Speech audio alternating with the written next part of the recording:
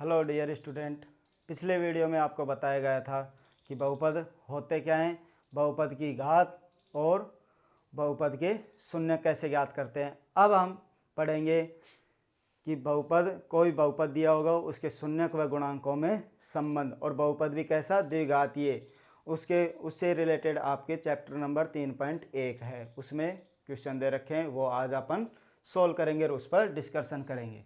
तो अब आपके पास है द्विघातीय बहुपद के शून्यक व गुणांकों में संबंध। जर्नली याद रख लेना कि अब आपको नाम से ही पता चल रहा है द्विघातीय बहुपद के शून्यक व गुणांकों में संबंध। आपको पहले भी एग्जाम्पल में बता चुके थे कि आपको कोई द्विघातीय आया था या नहीं। एक घात का भी आया था जिसे रैखिक बोलते थे। द्विघात में 2 घात मिल रही थी, त्रिघात में 3 घात मिल रही थी। इसी प्रकार अब आप इसी क्रम में देखिए कि अब आपको कोई भी बहुपद दिया होगा, माना f(x), ये ax² bx + c, कोई बहुपद दे रखा है, द्विघातीय है, 2 घात है तो द्विघातीय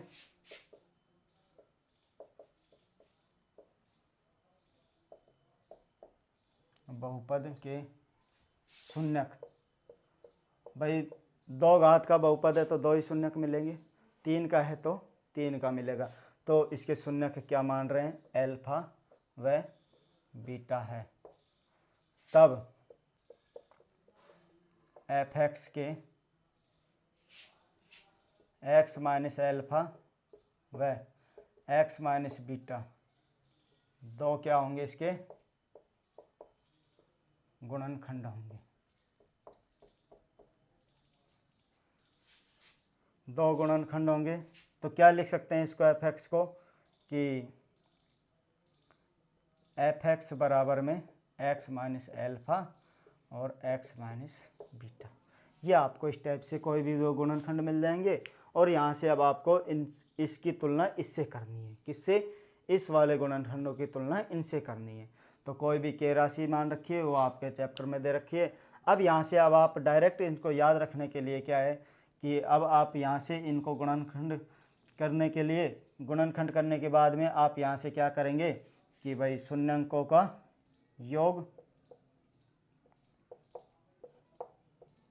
क्या होता है, alpha plus beta. Alpha plus beta है वो क्या होगा आपके पास में, -x का गुणांक और x² का गुणांक। देखिए अब x का गुणांक और x² का गुणांक, यहाँ से देखिए x का गुणांक क्या है, b है, और x² का गुणांक क्या है, a, पहले ही बता चुका हूँ। तो यहाँ से अब आपके पास क्या आ जाएगा, माइनस का b/a। इस टाइप से भी याद रख सकते हैं कि अब आपको बोल दिया जाता है कि आपके सवाल में कि भाई शून्यांकों का योग निकालिए, तो यहाँ से तुलना करके निकाल सकते हो या नहीं, माइनस का b/a आ जाएगा। अगर यहाँ पर माइनस होता तो यह माइनस माइनस क्या हो जाते, प्लस हो जाते। इसी टाइप से अब आपके पास क्या आ जाएगा, शून्यांकों का गुणनफल। अब शून्यांक कौन कौन से आपके पास, अल्फा बीटा है, उनका गुणनफल क्या हो जाएगा, अचर पद, जो आपको अचर पद ये दे रखा है या नहीं दे रखा है, अचर पद तो यही है, ये x के है, ये x² का पद है, तो यहाँ से अचर पद अपॉन में x² का गुणांक। इसको याद रखने के लिए c/a आ जाएगा। तो इसे नोट कर लीजिए। फिर इससे रिलेटेड क्वेश्चन देखते हैं अपन।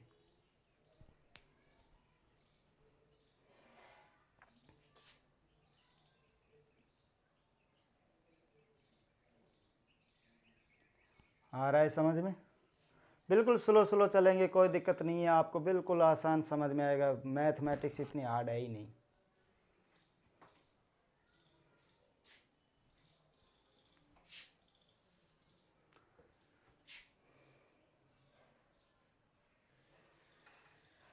नोट कर लिया होगा और इसकी PDF लिंक भेज दी जाएगी, वहाँ से आप देख लेना।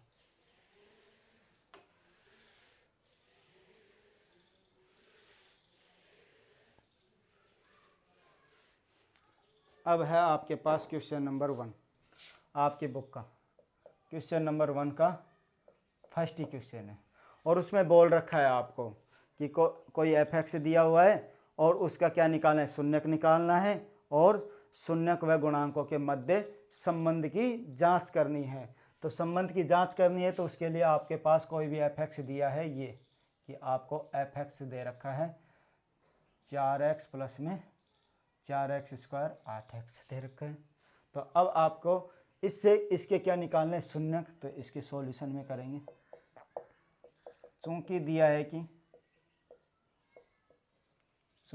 है कि f(x) बराबर क्या दे रखा है आपको 4x स्क्वायर प्लस 8x दे रखा है। अब यहाँ से शून्यक के लिए तो मैंने बताया ही आपको कि शून्यक के लिए क्या करेंगे, मानेंगे। शून्यक के लिए माना f(x) बराबर 0। अब यहाँ f(x) की जगह क्या रखेंगे, ये वाला मान रखेंगे 4x स्क्वायर 8x बराबर में 0 रख देंगे और यहाँ से आपके पास क्या आ जाएगी वैल्यू। अब देखिए 4 यहाँ है और 8 भी है तो 4 का भाग जा सकता है, नहीं जा सकता, तो इसमें 4 का भाग दे दीजिए।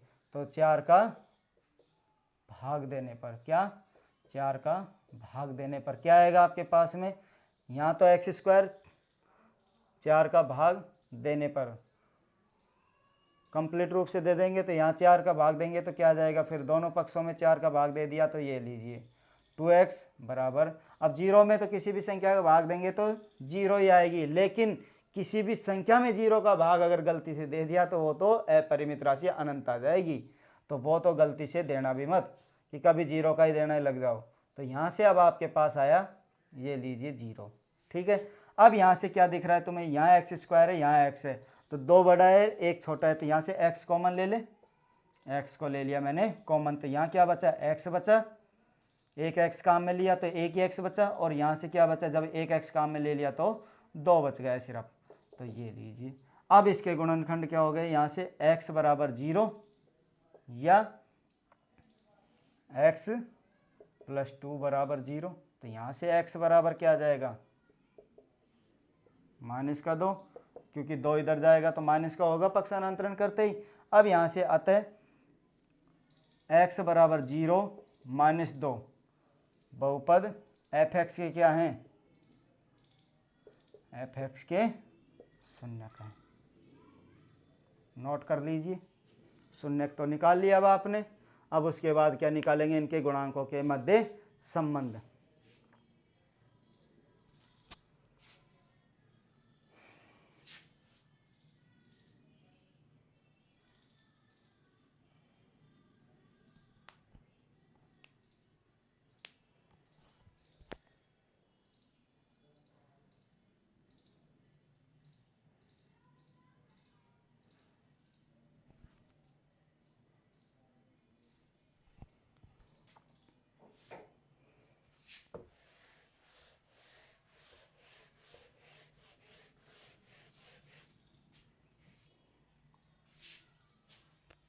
अब क्या है, अब आपके पास शून्य कितने आए, 2 आए हैं, x बराबर 0 और -2। तो x बराबर 0 और -2 के मध्य अब आपको गुणांकों के शून्यक निकाले हैं तो उनके शून्यक और गुणांकों में संबंध निकालेंगे। तो शून्यकों का योग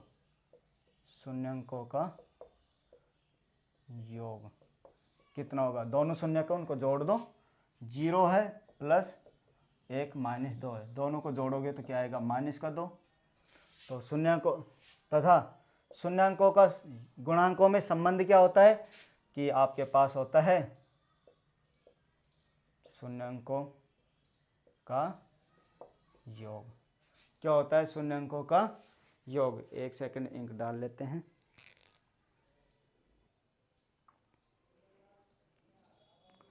देखिए शून्यकों का योग, शून्यकों का योग क्या होता है, माइनस का b/a।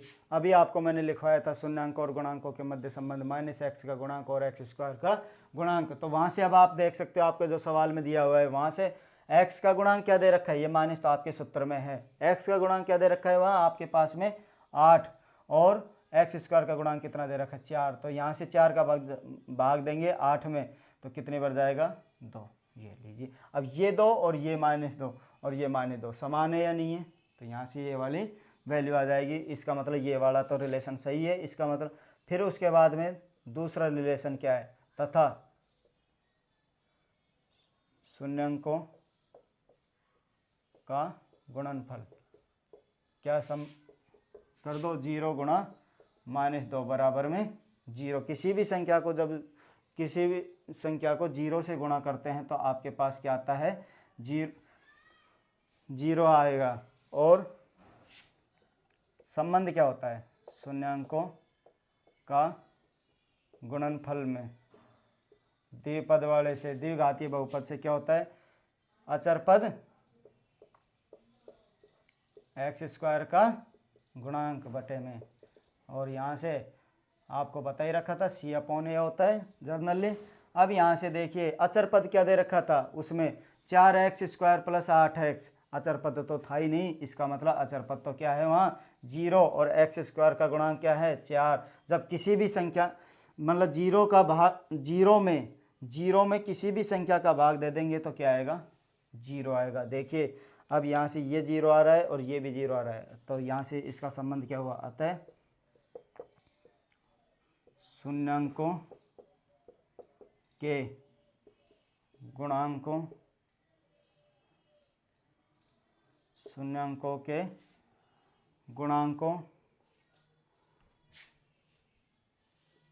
के मध्य संबंध सत्य है। देख लो, ये अब आपके पास है, नोट कर लीजिए इसे।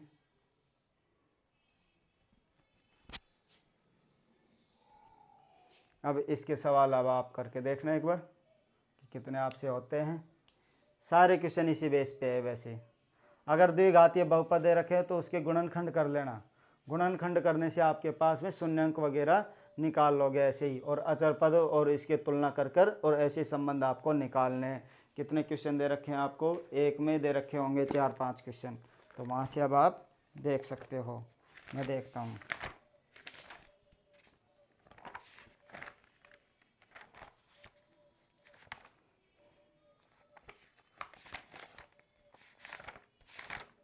ये लीजिए, इसमें दे रखे हैं एक पहले क्वेश्चन के ही 6 क्वेश्चन तो इसमें दे रखे हैं।